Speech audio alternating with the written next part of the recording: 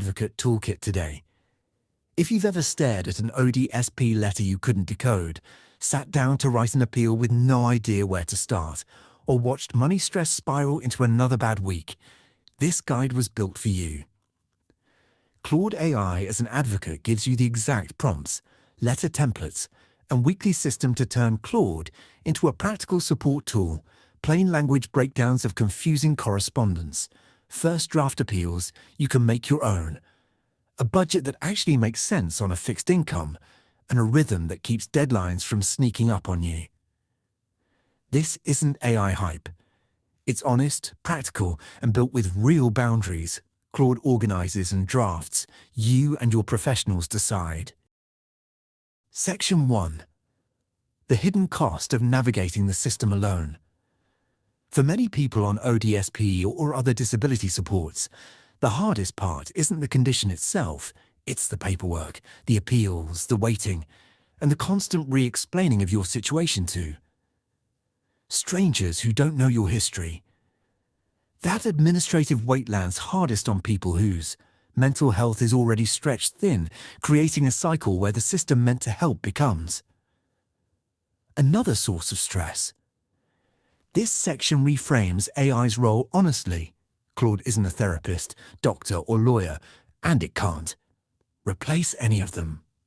What it can do is take on the organizational burden, tracking deadlines, explaining confusing letters in plain language, drafting first versions of forms, and helping someone prepare for a meeting instead of walking in blank and overwhelmed. Students learn to think of Claude as a support tool that reduces friction, not a decision maker. The lesson sets clear boundaries up front. AI can help someone advocate for themselves more clearly and confidently, but every important decision, medical, legal, or financial, still belongs with the person and their qualified professionals. Section 2. Turning confusing letters and forms into plain language. ODSP correspondence, medical review forms, and appeal notices are often written in dense, bureaucratic language that's hard to parse even on a good day, let alone during a depressive episode or anxiety flare.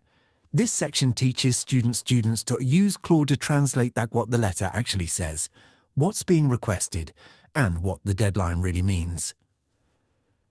Students learn a simple workflow.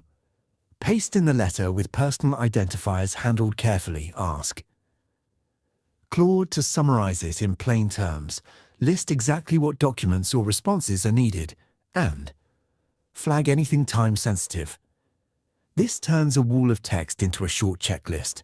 The lesson also covers a critical habit, never treating Claude's interpretation as final. Every summary should be a starting point for confirming details directly with a caseworker, a legal clinic, or a disability advocate. Claude helps someone understand what they're dealing with well enough to ask the right questions, not to self-diagnose their eligibility or legal standing. Section 3. Drafting appeals and advocacy letters with confidence. Writing an appeal letter is intimidating even for people who aren't managing a disability. It requires explaining your situation clearly, citing the right details, and striking a tone that's assertive without being dismissed as difficult. This section shows students how to use Claude as a drafting partner. For exactly that, students learn to give Claude the raw facts, the decision being appealed, the reasons given, and their own explanation of the situation, and get back a structured first draft they can edit into their own voice. The lesson emphasizes that Claude writes drafts, not final submissions.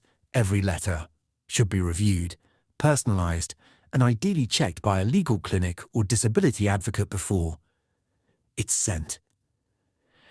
This section also covers reusable templates, a standard structure for requesting reconsideration, one for reporting a change in circumstances, and one for requesting accommodations. Building these once and adapting them each time saves enormous emotional energy for people who'd otherwise face a blank page during an already stressful process. Section 4. Budgeting and planning on a fixed disability income. Living on ODSP or a similar fixed income means every dollar has to be accounted for and money. Stress is one of the most common triggers for anxiety and depressive episodes among people on disability support. This section teaches students to use Claude as a practical budgeting partner, not a financial advisor, but a tool that removes the mental load of tracking and planning. Students learn to build a simple monthly budget with Claude, income, fixed costs, variable costs, and a buffer for unexpected expenses. They practice asking Claude to model what-if scenarios, what if a bill increases, what if income changes, so decisions feel less like guesswork. The lesson also covers using Claude to research allowable income exemptions, asset limits, and reporting rules in plain language, always with the instruction to verify current figures directly with ODSP or a benefits caseworker, since rules and thresholds change. The goal is confidence and clarity around money, not stress dressed up as a spreadsheet. Goal is confidence and clarity around money, not stress dressed. Section 5. Building a sustainable daily support system. The final section brings everything together into a daily rhythm that supports mental health without overstating what AI can do. Students build a lightweight weekly check-in prompt. What's due? What's been stressful? What needs to be addressed before it becomes urgent? This isn't therapy. It's structure, and structure is often what's hardest to maintain during a hard stretch. Students also learn to set up a simple ongoing document. Claude can reference key dates, caseworker names, appeal statuses, so they're not re-explaining their situation from scratch every time they need help. This reduces the exhausting repetition that makes navigating disability systems so draining. The section closes with firm, honest boundaries. Claude can lighten the load, organize the chaos, and help someone show up to their own advocacy more prepared.